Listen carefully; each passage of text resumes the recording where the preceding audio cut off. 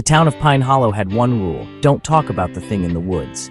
So, naturally, when Bigfoot strolled right into Main Street at noon, people lost their minds. Sheriff Tom dropped his coffee. "Well, I'll be damned."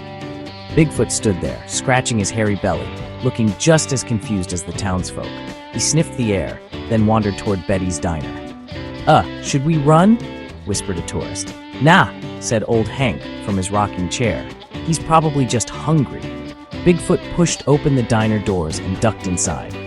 A long silence followed. Then a deep, gravelly voice boomed, "Pancakes." Betty, without missing a beat, flipped a fresh stack onto a plate. "You want syrup with that, hon?" Bigfoot nodded.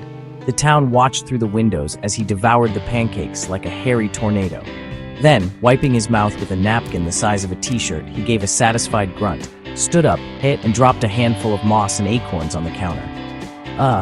We take cash," Betty said. Bigfoot frowned, thought for a moment, then reached into his fur and pulled out a perfectly crisp 20. The whole town gasped. "Wait a minute," Sheriff Tom said. "You've had money this whole time?" Bigfoot shrugged. Then, without a word, he stomped back into the woods, leaving only an empty plate and a receipt signed with a giant, muddy thumbprint. Betty sighed. "Well, at least he tips better than tourists."